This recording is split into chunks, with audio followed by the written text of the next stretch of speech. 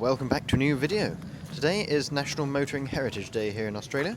However, due to the torrential rain we've been having this year, the show has rather been reduced in numbers. So we've come to the Motorlife Museum down on the south coast of Sydney, and we're going to nevertheless have a look at some lovely cars. This beautiful XK150 with a lovely tan coloured interior, and look at the nice metal dashboard, as well as this X-Type here, and behind it yet another XK150. I'm not sure if this one's earlier. It looks slightly earlier, maybe only by a few years though.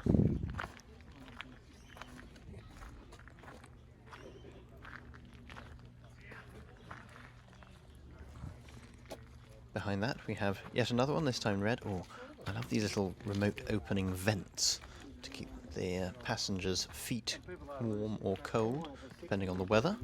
And this very nice Austin Healey 3000, the traditional blue Austin Healey colours, naturally, with matching tonneau cover.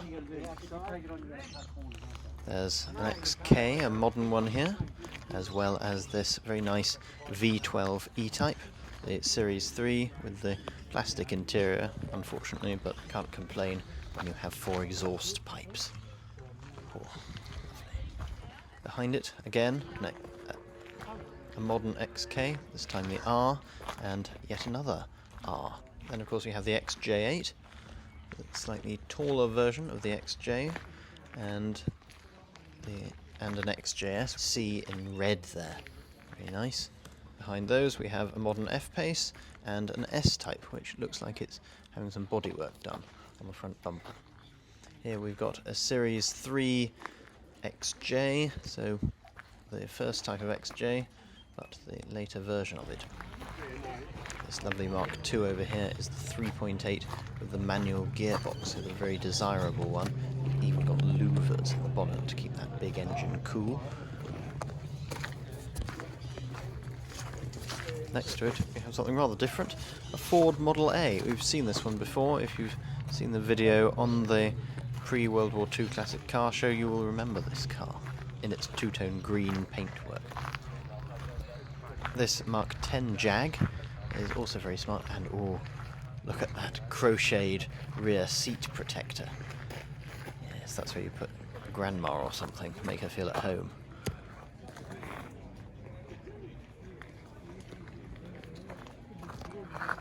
Very luxurious interior.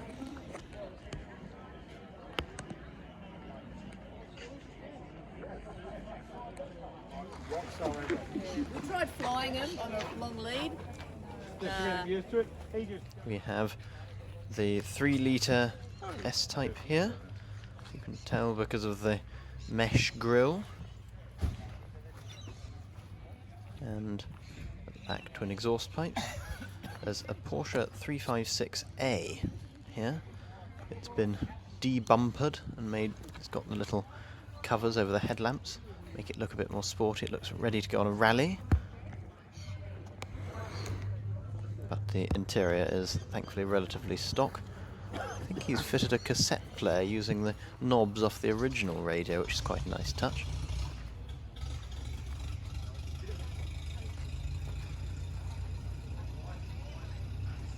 Got a Ford Falcon Estate, complete with 1960s sun visor and the plastic surround around the window.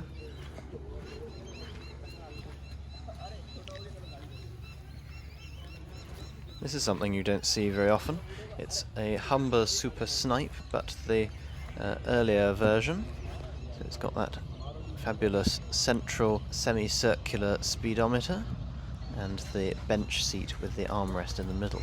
And look, there's even a genuine 1970 registration sticker in the window.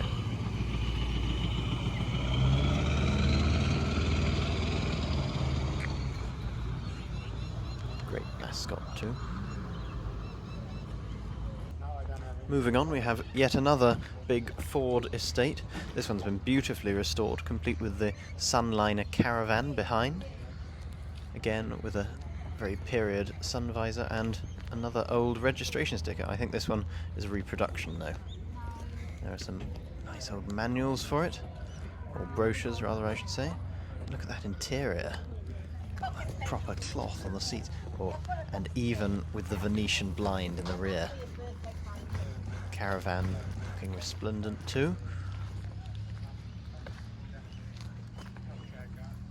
Got a Beetle over here. This is a later one, but nonetheless an interesting one. Very 80s seat covers, or even 90s even.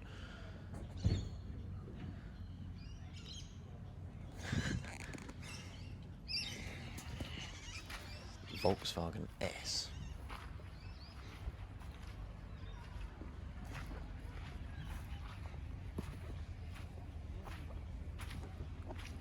Then we have some Hillmans over here. We have this Super Minx, which is the Audax variety, I believe. Great styling on these. I love the way they sort of swoop down into the middle at the back and have the lozenge-shaped lamps, as well as this nice Hillman Imp. You don't see many of these here. Of course, the overheating issues would have been exacerbated by the Australian climate, so I don't think they were particularly popular, but now they are quite desirable. And this is actually a Hillman Gazelle. Yes, in Australia they had the Hillman Gazelle rather than the Singer Gazelle. And finally the Hillman Hunter, which is relatively similar to its UK original. I think they made them more powerful for the Australian market as well. I think they fitted various different engine parts from the Sunbeam Rapier. This Holden Monaro is looking relatively original, which is unusual for these sorts of vehicles. It's got wheel spats, which is quite an interesting design touch. Automatic, with the extra sticky vinyl interior for that Australian heat. Another pair of Jags nestling in the corner here. So we've got this XJ X350 with the R lettering on the seats and the little screen, which was very advanced for the time when they came out. Next to this nice XJS with gold wheels, looking like it should be going on some sort of rally.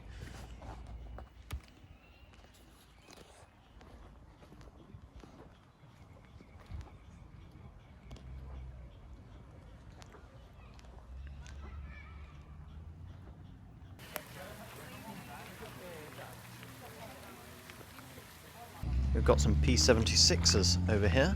This one has the twin headlamps, so it's the more expensive one up in the range. It's got the more vinyl in the seats, and it's in such good condition. It's clearly been very nicely restored. There's that huge, slightly ungainly looking boot in which you can fit an oil drum or a bale of hay if you so wished. And over here we have one in a rather more original condition, and it's the so-called deluxe version, which was the bottom of the range, and the paintwork is suitably original. Morris Minors are here in force, as one would expect. There's this beautiful Traveller. I like the colour scheme on these. I think it's almost better than the green and cream, where you have the blue and cream. I think that sets it off somehow. Classic wooden frame, which is a structural part of the car, of course.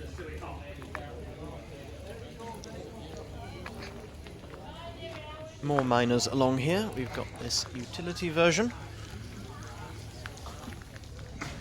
and this convertible in red with the split screen, so it's an earlier version. It seems to have been retrofitted with an automatic gearbox, which is an unusual choice. And they all seem to wear these obligatory mini light wheels now. This one's been sporty, been modified on the interior and is in metallic, and this green one has been de-bumpered as well.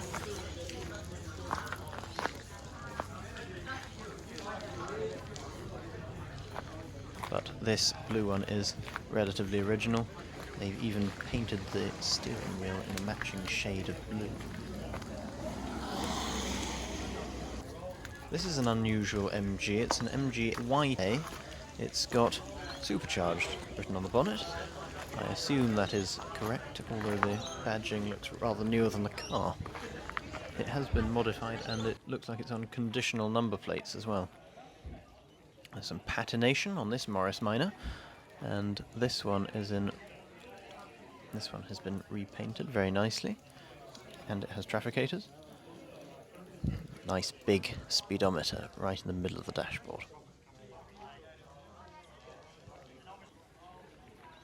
This MG is a Y-type. It's a 49 model, so it's a bit older than the TD, but it's got this very interesting jacking system under the bonnet. You turn that knob, and then there's a handle which you wind, and it pumps fluid into these jacks which are under the four corners of the car. And it just lifts up the front, and then you can take a wheel off if you need to. So it's like having a trolley jack inside the car at all times.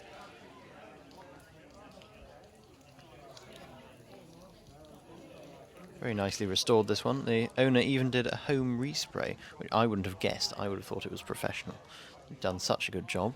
And there's this Ford Model T over here. It's not black, which is unusual, so any colour as long as it's mustard. Nice motor meter on the radiator too. Such thin wheels.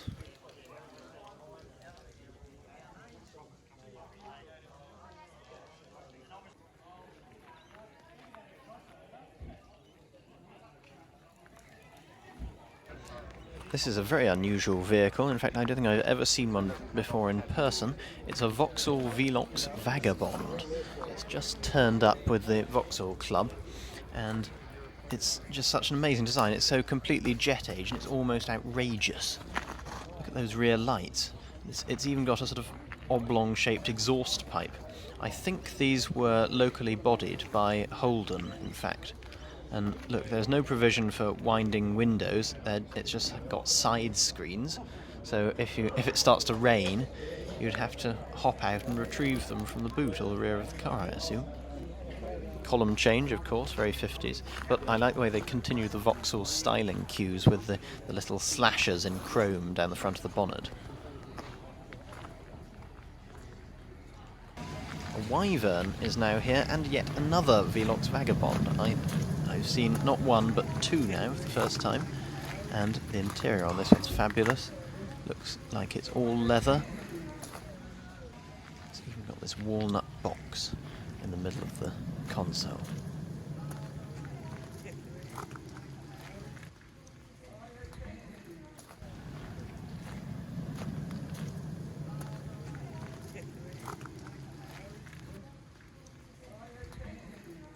This Vagabond is much the same. Look at that interior. It's absolutely amazing. And I like the two-tone on the seats in this one. It's very interesting indeed. But I'm afraid I think that's all we have time for today, and we've seen all of the cars, so I will say thank you very much for watching, and ta-ta for now.